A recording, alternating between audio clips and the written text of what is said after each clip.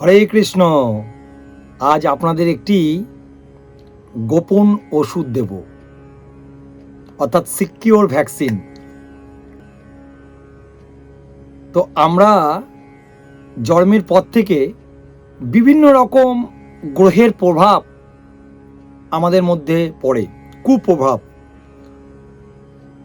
রাহুর প্রভাব, কেতুর প্রভাব, শনির প্রভাব, শুক্রের প্রভাব, বিভিন্ন 9টি গ্রহের প্রভাব আমাদের উপরে পড়ে। তার ফলে কি হয়, এই কুপ্রভাব পড়ার জন্য আমাদের জীবনের প্রকৃত উদ্দেশ্যটা সাধন হতে পারে না। বিভিন্ন কর্মে বাধা, হওয়া জিনিস হয় না, যশ ভাগ্য চলে যায় রবি ডাউনের জন্য। বড় ঠাকুর অর্থাৎ স্যাটার্ন, শনি প্রভাব 7.5 চলে, কেতু বক্রী থাকে, বিভিন্ন রকমের গ্রহের অশুভ ফল আমাদের জীবনের মধ্যে প্রভাব পড়ে। তার ফলে আমাদের জীবনটা যেন নাজেহাল হয়ে যায়। তো আমরা তখন কি করি, অসহায় হয়ে, নিরুপায় হয়ে আমরা জ্যোতিষের কাছে যাই। শাস্ত্রে অ্যাস্ট্রোলজি অর্থাৎ জ্যোতিষ শাস্ত্রের কথা উল্লেখ আছে, কিন্তু সঠিক জ্যোতিষ আমরা পাই বা কোথায় বলুন? হাতে গোনা কয়েকজন মাত্র সঠিক জ্যোতিষ পাওয়া যায়। অধিকাংশই এই সমাজে ভণ্ড এবং যাদের প্রেডিকশন সঠিক হয় না, যার কারণে আমরা রত্ন ধারণ করেও অর্থাৎ পাথর ধারণ করেও আমাদের সুফল হয় না, অর্থাৎ গ্রহের কুপ্রভাব থেকে আমরা মুক্তি পাই না। বুঝতে পারলেন? তো যদি সঠিক জ্যোতিষী পাই, সঠিক প্রেডিকশন হয়, তো সঠিক রত্ন পাই না, অর্থাৎ স্টোন পাই না। সঠিক স্টোন পাওয়া অত্যন্ত দুর্লভ এবং তা অত্যন্ত ব্যয়বহুল, অত্যন্ত কস্টলি। তো সাধারণভাবে আমাদের সঠিক জ্যোতিষী এবং সঠিক স্টোন আমরা ধারণ করতে পারি না, যার কারণে আমাদের জীবনের সমস্ত গ্রহের প্রভাব থেকে আমরা মুক্ত হতে পারি না। তো আপনাদের আজকে একটি গোপন একটি ভ্যাকসিন আপনাদের দেব। তো সেটি কি? ভগবান নৃসিংহদেবের 9টি বিশেষ নাম আপনারা যদি প্রতিনিয়ত সকাল এবং সন্ধ্যায় ভক্তি ভরে পাঠ করতে পারেন, তাহলে এই 9টি নবগ্রহের থেকে আপনারা মুক্তি পেতে পারেন। এ বিষয়ে কোনো সন্দেহ নেই, কারণ এই কথাটি আমার মন গড়া নয়, এই কথাটি শাস্ত্রে ব্রহ্মাণ্ড পুরাণে উল্লেখ আছে। বুঝতে পারলেন? ব্রহ্মাণ্ড পুরাণে এটি উল্লেখ আছে। তো যাই হোক, কথা আর বাড়াবো না বেশি, মূল আলোচনায় আসা যাক। তো এই 9টি ভগবান শ্রী শ্রী নৃসিংহদেবের নাম আমরা যদি সকালে ও সন্ধ্যায় স্মরণ করতে পারি এবং পাঠ করতে পারি, তাহলে আমাদের এই 9টি গ্রহের কুপ্রভাব থেকে আমরা মুক্তি পেতে পারি। তো আমরা ধীরে ধীরে আলোচনা করব। ভগবান নৃসিংহদেবের একটি করে নাম আমরা কীর্তন করব এবং সেই নামের মাহাত্ম্য অল্প অল্প করে আমরা বলবার চেষ্টা করব। তাই আপনারা ধৈর্য ধরে কৃপাপূর্বক এই ভিডিওটি সম্পূর্ণ দেখবেন, কারণ স্ক্রিপ্ট করে দেখলে আপনি বুঝতে পারবেন না। ঠিক আছে? হরে কৃষ্ণ।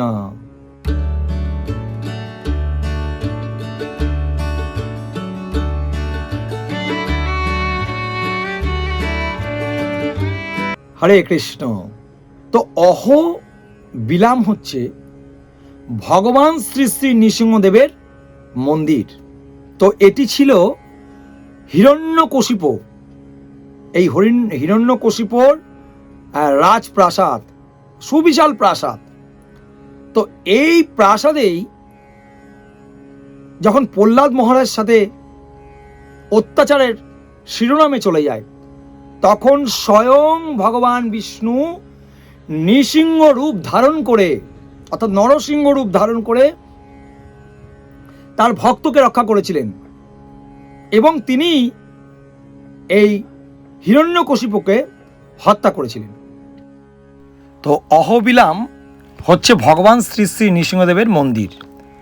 তো এই অহোবিলাম মন্দিরটি অবস্থিত হচ্ছে অন্ধ্রপ্রদেশের রাজ্যে। তো ভগবান নৃসিংহদেব যখন হিরণ্যকশিপুকে হত্যা করবার জন্য আবির্ভূত হয়েছিলেন, তখন এখান থেকেই আপনি 9টি বিভিন্ন রূপের বিগ্রহ নিজে নিজেই প্রকাশিত হয়েছিল, এবং সেই 9টি বিগ্রহের আলাদা আলাদা নাম আছে। সেই জন্যই এই 9টি যে বিগ্রহের আলাদা আলাদা নাম, সেই আলাদা আলাদা নাম যদি আমরা সকাল এবং রাত্রে পাঠ করতে পারি, তাহলে আমাদের এই 9টি গ্রহের কুপ্রভাব থেকে আমরা মুক্ত হতে পারি। এই অহোবিলাম গরুর পাখির মতন দেখতে, অর্থাৎ গরুর দেব। একসময় গরুর দেব ভগবান বিষ্ণুর কাছে প্রার্থনা করেছিলেন যে আপনি তো মর্তে লীলা করেন, তো আপনার সঙ্গে আমার মর্তে যাবার অভিলাষ আছে। তো তখন এই গরুর দেবের মনোবাসনা পূর্ণ করবার জন্য স্বয়ং ভগবান বিষ্ণু তিনি বলেছিলেন, তথাস্তু, তোমার মনোবাসনা পূর্ণ হবে।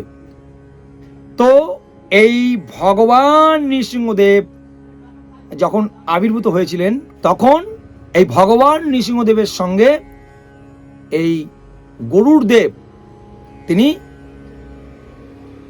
অবস্থান করেছিলেন। সেই জন্য এই অহোবিলামকে গরুর দেবের মতন অনেকটা দেখতে। তো গরুর দেব এখানেও অবস্থান করেছিলেন, কিন্তু এখনো তিনি অবস্থান করে আছেন। তো আসা যাক মূল আলোচনায়। তো প্রথম যে নামটি সেটি হচ্ছে জ্বালা নৃসিংহদেব বা জ্বালা নৃসিংহদেব। ভগবান নৃসিংহদেব যখন প্রহ্লাদ মহারাজকে যখন উদ্ধার করবার জন্য হিরণ্যকশিপুকে হত্যা করেছিলেন, যখন তিনি আবির্ভূত হয়েছিলেন, তখন এত তেজ হয়েছিল এবং তার আশেপাশে সমস্ত কিছু যেন জ্বলে পুড়ে ছারকার হয়ে যাচ্ছে। হ্যাঁ, তেজ। হ্যাঁ, তো এই তেজ, এই যে জ্বলন থেকে বা জ্বালা নৃসিংহদেব নামকরণ হয়েছে। তো এই জ্বালা নৃসিংহদেব বা জ্বালা নৃসিংহদেবকে যদি আমরা স্মরণ করতে পারি, তাহলে আমাদের মঙ্গল গ্রহের কুপ্রভাব থেকে আমরা রক্ষা পেতে পারি। দ্বিতীয়টি হচ্ছে অহোবিলা নৃসিংহদেব। অহোবিলা নৃসিংহদেব, তো হিরণ্যকশিপুকে যখন ভগবান বিষ্ণু যখন নৃসিংহ রূপ ধারণ করে আবির্ভূত হয়েছিলেন ওই প্রাসাদের ভেতরে, তখন তার প্রাণ বাঁচাবার জন্য হিরণ্যকশিপু তিনি তার দেহকে অত্যন্ত বৃহৎ আকার করেছিলেন। তো বৃহৎ আকার যখন করেছিলেন, তখন ভগবান নৃসিংহদেবও তার নিজের শরীরকে বৃহৎ আকার ধারণ করেছিলেন। তখন থেকে সেই ভগবান নৃসিংহদেবের নাম হয় অহোবিলা নৃসিংহদেব। তো অহ কথার অর্থ হচ্ছে আশ্চর্য, বিলা কথার অর্থ হচ্ছে গুহা। তো এই অহোবিলা নৃসিংহদেবের নাম স্মরণ করলে বা পাঠ করলে আমাদের বৃহস্পতি গ্রহের কুপ্রভাব থেকে আমরা মুক্তি পেতে পারি। 3 নম্বরটি হচ্ছে মালোলা নৃসিংহদেব। মা মানে হচ্ছে মা লক্ষ্মী দেবী, আর লোলা শব্দের অর্থ হচ্ছে ভগবানের অত্যন্ত প্রিয়া। যেহেতু মাতা লক্ষ্মী দেবী ভগবান শ্রী নৃসিংহদেবের অত্যন্ত প্রিয়া, তাই মাতা লক্ষ্মী দেবী ভগবান শ্রী নৃসিংহদেবের বাম হাঁটুতে অবস্থান করেন। আপনারা দেখে থাকবেন ভগবান নৃসিংহদেবের বিগ্রহতে বা চিত্রপটে তার বাম হাঁটুতে ভগবানের মা লক্ষ্মী দেবী অবস্থান করে আছেন। মালোলা নৃসিংহদেব হচ্ছে শান্তির প্রতীক, আমাদেরকে শান্তি প্রদান করেন।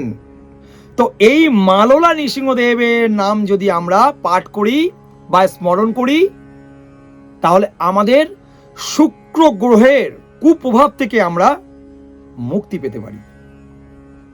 চতুর্থটি হচ্ছে ক্রোধ নৃসিংহদেব বা বরাহ নৃসিংহদেব। এই ক্রোধ নৃসিংহদেবের কথা আমাদের শাস্ত্রে ব্রহ্মাণ্ড পুরাণে উল্লেখ আছে। তো এই ক্রোধ নৃসিংহদেব বা বরাহ নৃসিংহদেবের বিগ্রহ এই আমাদের ভারতবর্ষের অন্ধ্রপ্রদেশ রাজ্যে অহোবিলামে রয়েছে। যেই ছবিটি আপনাদের দেখালাম, ভগবান বিষ্ণু একসময় হিরণ্যকশিপুর ভ্রাতা হিরণ্যাক্ষ যখন ব্রহ্মার বলে বলবান হয়ে স্বর্গ, মর্ত্য, পাতাল এবং এই পৃথিবীকে তিনি গর্ভদর্শী সমুদ্রের মধ্যে লুকিয়ে রেখেছিলেন, তখন স্বয়ং বিষ্ণু ভগবান এই বরাহ রূপ ধারণ করে এই পৃথিবীকে উদ্ধার করেছিল, যেই পৃথিবীতে আমরা বসবাস করছি। তো সেই নৃসিংহদেবের নাম হলো, সেই থেকে ভগবান বিষ্ণুর অবতার এই যে বরাহ নৃসিংহদেব তিনি আবির্ভূত হলেন। এবং ব্রহ্মার প্রতি এই বরাহ নৃসিংহদেব অত্যন্ত ক্রোধান্বিত হয়েছিলেন, কারণ এই হিরণ্যাক্ষকে এই বর দেওয়ার জন্য। তো এই বরাহ নৃসিংহদেবকে স্মরণ করলে এবং পাঠ করলে নাম, আমরা রাহু গ্রহের কুপ্রভাব থেকে আমরা রক্ষা পেতে পারি। 5 নম্বরটি হচ্ছে করঞ্জ নৃসিংহদেব বা করঞ্জা। তো এই করঞ্জ হচ্ছে এক প্রকার বৃক্ষ। তো এই করঞ্জ বৃক্ষের তলায় পবনপুত্র হনুমানজি তিনি তার প্রভু ভগবান রামচন্দ্রের তপস্যা করছিলেন। তো স্বয়ং ভগবান রামচন্দ্র ভগবান নৃসিংহদেবের রূপ ধারণ করে এই হনুমানজির কাছে এসেছিলেন, এবং তখন হনুমানজি বিশ্বাস করতে পারেননি যে প্রভু রামচন্দ্র তিনি তার সঙ্গে সাক্ষাৎ দর্শন দিতে এসেছেন। হনুমানজি কোনোভাবে বিশ্বাস করছিলেন না। তখন এই ভগবান নৃসিংহদেব রামচন্দ্রর রূপ ধারণ করেন। তার এক হাতে তীর ধনুক ছিল এবং আরেক হাতে সুদর্শন চক্র ছিল, এবং তার কাঁধে যে ধনুকের যে দাগ পড়েছিল ভগবান রামচন্দ্রের কাঁধে, সেটি তখন দেখায়। এবং যখন এই রূপ দর্শন করে তখন হনুমানজি তাকে ষষ্ঠাঙ্গ প্রণাম করে এবং তার এই ভুল তিনি বুঝতে পারেন। তো তারপর থেকে এই নৃসিংহদেবের নাম হয় করঞ্জ নৃসিংহদেব। তো এই করঞ্জ নৃসিংহদেবের নাম পাঠ এবং স্মরণ করলে আপনারা চন্দ্র গ্রহের কুপ্রভাব থেকে রক্ষা পাবেন। 6 নম্বরটি হচ্ছে ভার্গব নৃসিংহদেব। ভার্গব হচ্ছে পরশুরামের আরেক নাম। এই পরশুরাম হচ্ছেন ভগবান বিষ্ণুর 10 অবতারের মধ্যে একটি অবতার। তো এই পরশুরাম এই পৃথিবীতে এসেছিলেন এবং 21 বার ক্ষত্রিয় রাজাদের নিধন করেছিলেন, এবং তখন তিনি ভগবান নৃসিংহদেবের নাম স্মরণ করেছিলেন। সেই জন্যই তো এই নৃসিংহদেবের নাম হয়েছে ভার্গব নৃসিংহদেব। তো এই ভার্গব নৃসিংহদেবের নাম স্মরণ যদি আপনারা করেন, তাহলে রবি গ্রহের কুপ্রভাব থেকে আপনারা মুক্ত হতে পারবেন। 7 নম্বরটি হচ্ছে যোগানন্দ নৃসিংহদেব। যোগানন্দ, যোগ যুক্ত আনন্দ, যোগানন্দ। যোগ মানে যোগ, যে ব্যায়াম, যোগাসন করে যোগ। তো এই যোগ শিক্ষা প্রদান করেছিলেন। তো এই যোগ শিক্ষা প্রদান করেছিলেন প্রহ্লাদ মহারাজকে ভগবান নৃসিংহদেব। সেই জন্য এই নৃসিংহদেবের নাম হয়েছে যোগানন্দ নৃসিংহদেব। তো এই যোগানন্দ নৃসিংহদেবের নাম স্মরণ করলে শনি গ্রহের কুপ্রভাব থেকে আপনারা মুক্ত হতে পারবেন। 8 নম্বর হচ্ছে ছত্রবটা নৃসিংহদেব। ছত্র মানে হচ্ছে ছাতা, আর বটা মানে হচ্ছে বটবৃক্ষ। তো ভগবান ছত্রবটা নৃসিংহদেব রূপে পুপুল বৃক্ষের নিচে অবস্থান করেন, এবং 2 জন গন্ধর্ব হাহা এবং হুহু ভগবান নৃসিংহদেবকে গান শুনিয়ে আনন্দ বিধান করেন। তো সেই জন্য এই ভগবান নৃসিংহদেবের নাম হচ্ছে ছত্র ছত্রবটা নৃসিংহদেব। এই ছত্রবটা নৃসিংহদেবের নাম পাঠ এবং স্মরণ করলে কেতু গ্রহের কুপ্রভাব থেকে আপনারা মুক্ত হতে পারবেন। এবং সর্বশেষে 9 নম্বর হচ্ছে পাবন নৃসিংহদেব। পাবন, পতিত পাবন, ভগবান হচ্ছেন পতিত পাবন। আমাদের মতন এই কলিযুগের পতিত জীবদের পাবন, তিনি পাপ বিনাশ করেন অর্থাৎ উদ্ধার করেন। সেই জন্যই তো ভগবানের এক নাম পতিত পাবন। তো ভগবান নৃসিংহদেব আমাদের মতো পতিত জীবদের উদ্ধার করেন এবং সমস্ত আমাদের পাপ বিনাশ করেন। তো সেই জন্য এই নৃসিংহদেবের নাম হচ্ছে পাবন নৃসিংহদেব। যে যতগুলো ভগবান নৃসিংহদেবের নাম বললাম আমরা, তার মধ্যে সব থেকে শান্তির বিগ্রহ হচ্ছে এই পাবন নৃসিংহদেব।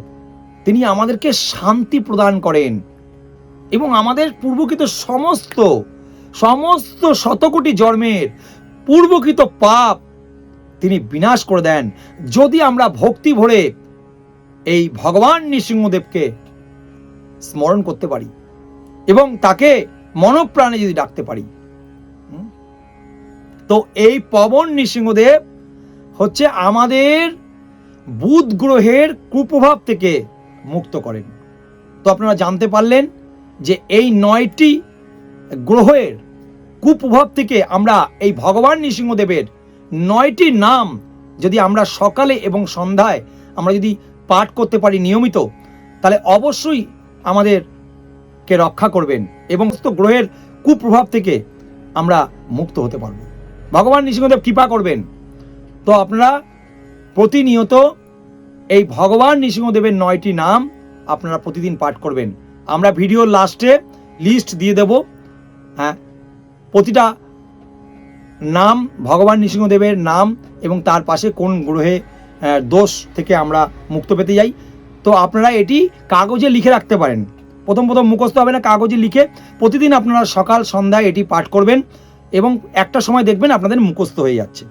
তো এইভাবে আপনারা ভগবান নৃসিংহদেবের নাম প্রতিদিন পাঠ করুন, দেখবেন ধীরে ধীরে সমস্ত গ্রহের কুপ্রভাব থেকে মুক্ত হয়ে যাবেন। ঠিক আছে?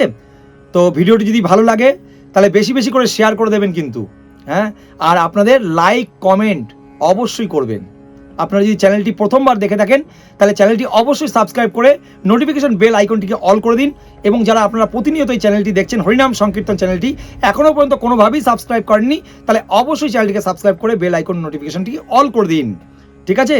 সর্বশেষে বলবো, আপনারা সকলে সুস্থ থাকবেন, ভালো থাকবেন এবং আমাদের এই হরিনাম সংকীর্তন ইউটিউব চ্যানেলের সাথে সর্বদা যুক্ত থাকবেন এবং সর্বক্ষণ কৃষ্ণ ভাবনাময় হয়ে থাকবেন। শ্রী শ্রী ভগবান নৃসিংহদেব কি জয়, প্রহ্লাদ মহারাজ কি জয়, জগৎগুরু শিল প্রভুপাদ কি জয়, নিতাই গৌর সীতানাথ প্রেমানন্দের হরি হরি বল।